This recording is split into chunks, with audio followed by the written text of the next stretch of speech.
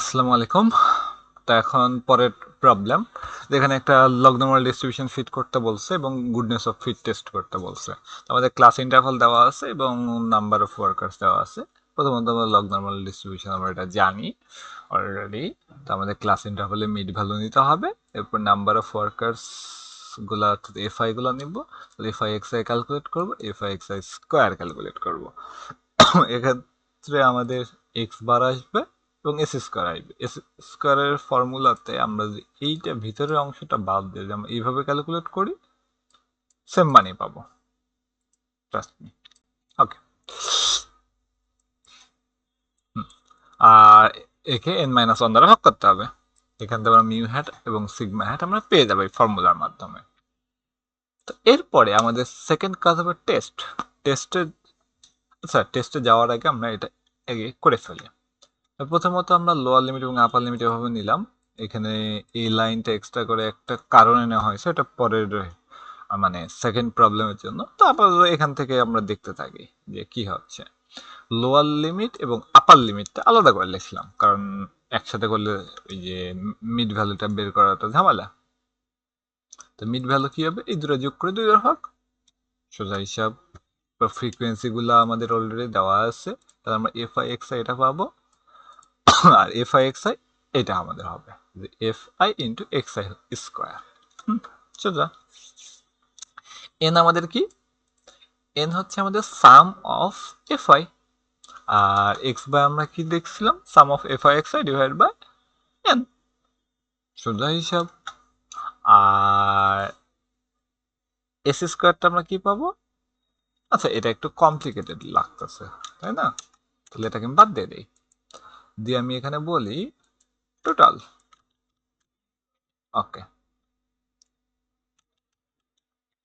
আচ্ছা এটা সাম আমার করে লাভ নাই, এখানে সাম করি অফ এইটা, এটা হলো 100। তাহলে আমাদের এই মানটা হবে 1 ডিভাইডেড বাই n মাইনাস 1, অর্থাৎ n হলো এইটা মাইনাস 1। জানি না এটা কি, ও আমি একটু জুম করি, আমি জানি না এটা ভালো করে দেখা যাচ্ছে কিনা। ওকে, এই দুটো হলো। এরপরে গুণ দিতে হবে আমাদের সাম অফ এইটা f I x I square, sum of F I x I square, তাই না, কোনটা, মাইনাস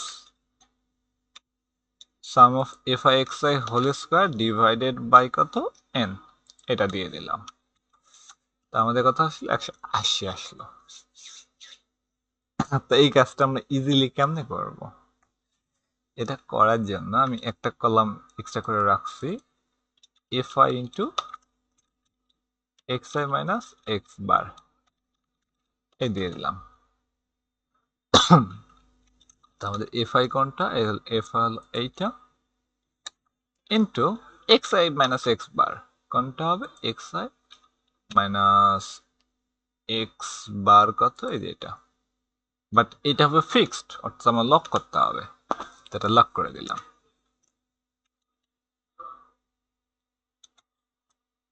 এই যে আমরা পেয়ে গেছি, এই পর্যন্ত চলে আসলাম। এরপর এটা, ও সরি সরি, এটাকে স্কোয়ার করতে হবে, মাই ব্যাড, একটা ফার্স্ট মোমেন্ট হয়ে গেছে।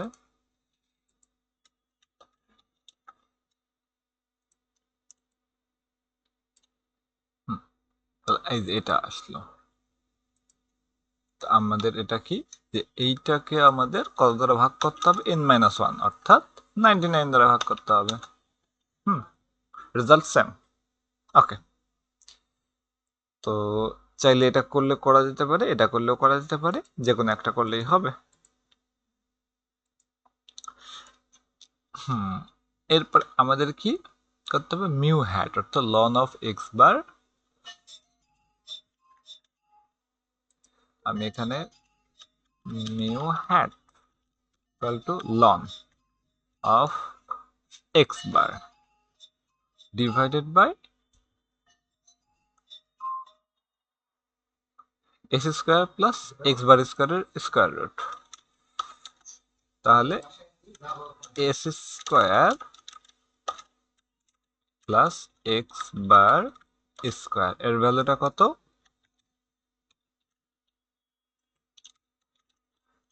এক্স বার স্কোয়ার এই ভ্যালু। আর তাহলে মিউ হ্যাটের ভ্যালু হলো ln of X bar divided by S Q R T square root of এই মানটা, আর একটা ব্র্যাকেট। হ্যাঁ ঠিক আছে, তাহলে মিউ হ্যাট হলো আমাদের -0.071, আর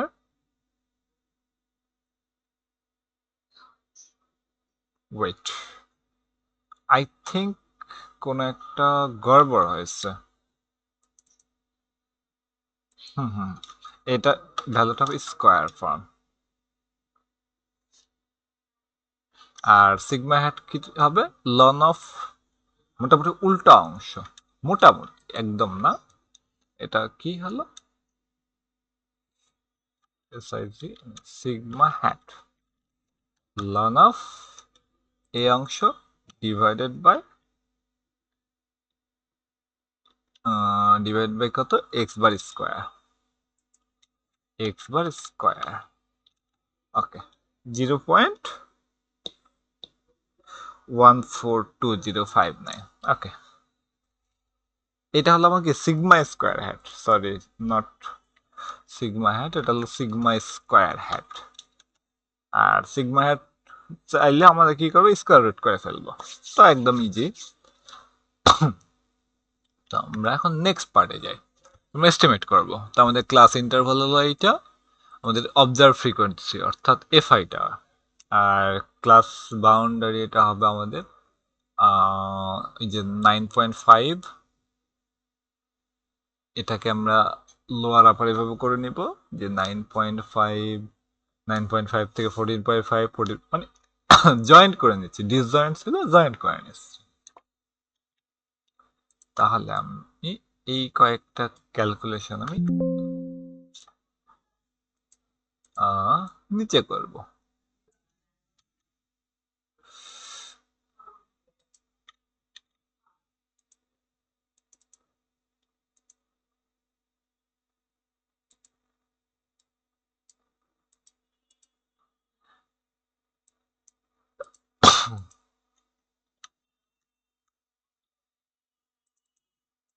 ওকে,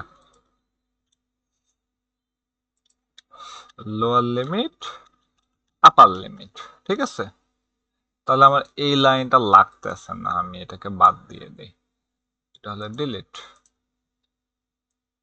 তাহলে আমাদের আপার লিমিট হলো 9.5, এখানে ছিল, আর এখানে হলো 9.5, আর এখানে 14.5, এটা হবে 14.5, এভাবে কত? এটা হলো 60.5 পর্যন্ত। ওকে,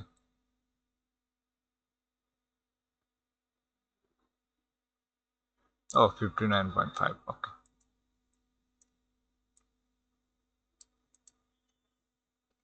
এখন আমাদের লাগবে কি? Lower class of upper boundary. না, আমি এক কাজ করি, উপরে এটা লিখতে পারতাম, এত কাহিনী করার থেকে। হ্যাঁ, এখানে থাক। আচ্ছা, তাহলে আমাদের ক্লাস বাউন্ডারিটা কি পাচ্ছি আমরা? এখানে একটা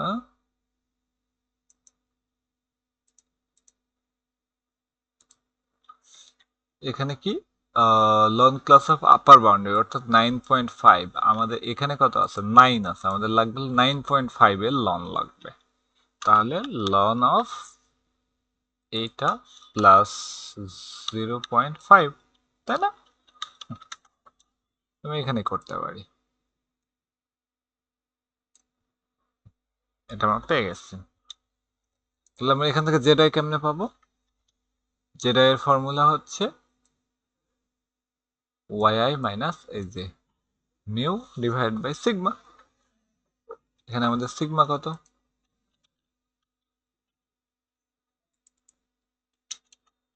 সিগমা হ্যাট হবে s q square root of this,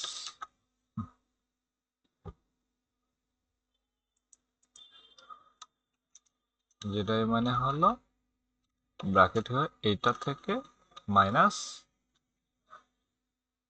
mu hat এটাকে আমরা লক করব, divided by sigma hat F4, হ্যাঁ লক করলাম। ওকে, তো এটা আমরা পেয়ে গেছি এইগুলা। আর 5z অর্থাৎ এইটা হবে আমাদের নর্মালের সিডিএফ, নর্মাল ডিস্ট্রিবিউশন লিখবো, তাহলে যেটা হলো আমাদের এত। আর এটার মিন ভ্যারিয়েন্স কত? মিন হলো 0, স্ট্যান্ডার্ড ডেভিয়েশন হলো 1, আর কিউমুলেটিভ কিনা? অবশ্যই কিউমুলেটিভ। এটা যদি আমরা লিখে দেই তাহলে আমরা এই ভ্যালুটা পেয়ে যাব। আচ্ছা, আমি একটা জিনিস দেখার চেষ্টা করি তো। নর্মাল ডিস্ট্রিবিউশন দিয়ে আমরা এই ভ্যালু দিলাম আর 1 দিলাম, তাহলে আমরা কি পাবো? ফিভার। ওকে, 1 দিলে হবে না।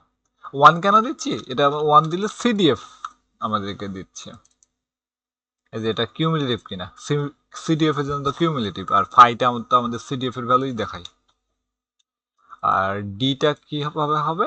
ডিটা হবে এই দুইটার মধ্যে পার্থক্য, ডেল, অর্থাৎ দুইটার মধ্যে পার্থক্য। এখান থেকে আমরা পিডিএফটা পাচ্ছি, দুইটার মধ্যে পিডিএফটা পাচ্ছি, এখানকার পিডিএফ। অ্যাকচুয়ালি এইভাবে কি ক্যালকুলেশন করার প্রয়োজন ছিল? আমি আরেকবার দেখি। নর্মাল ডিস্ট্রিবিউশন অফ দিস,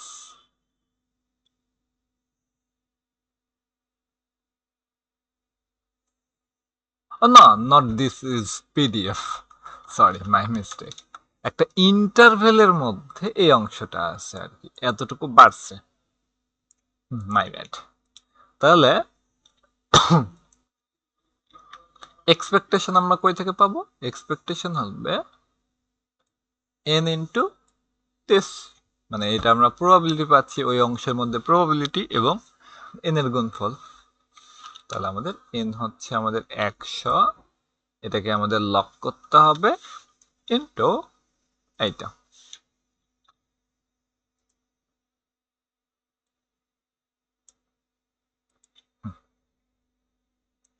তো এখন আমরা যদি সাম করি তাহলে এইখানে অটো সাম করি, হবে 96.774।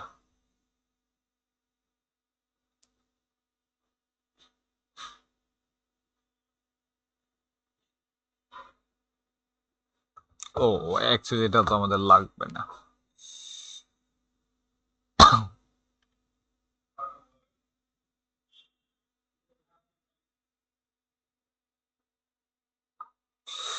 আমাদের লাগবে হলো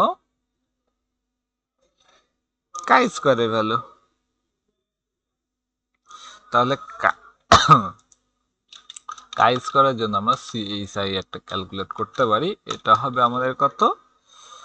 অবজার্ভ ফ্রিকোয়েন্সি, অর্থাৎ আমাদের এই ফ্রিকোয়েন্সি মাইনাস এক্সপেক্টেড ফ্রিকোয়েন্সি, এই দুইটার হোল স্কয়ার ডিভাইডেড বাই কত?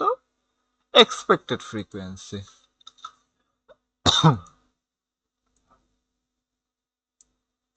আমাদের সাম লাগবে হলো এইটা।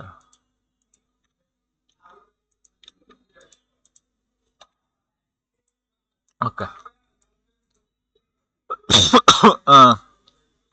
এইটা হলো আমাদের কাই স্কয়ারের ভ্যালু। তো আমরা এখানে আসি,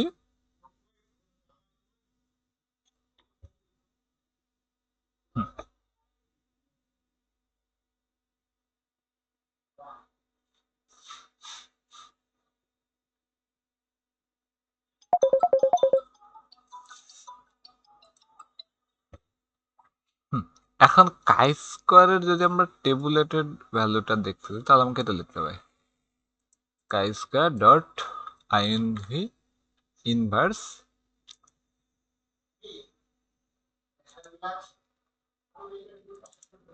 এটা হবে সিএইচআই স্কয়ার। টেবুলেটেড ভ্যালুটা কি হবে? Chi square distribution right tail test.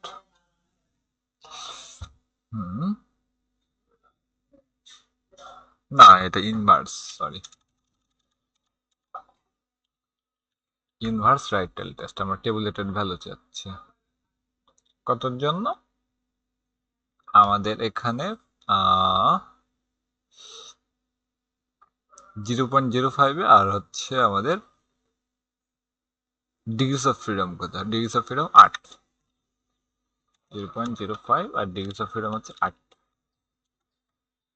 এটা আমাদের টেবুলেটেড ভ্যালু থেকে কাই স্কয়ারের ভ্যালুটা বেশি, তার মানে কি এটা হলো ক্রিটিক্যাল রিজিয়নের মধ্যে পড়তেছে। ওকে।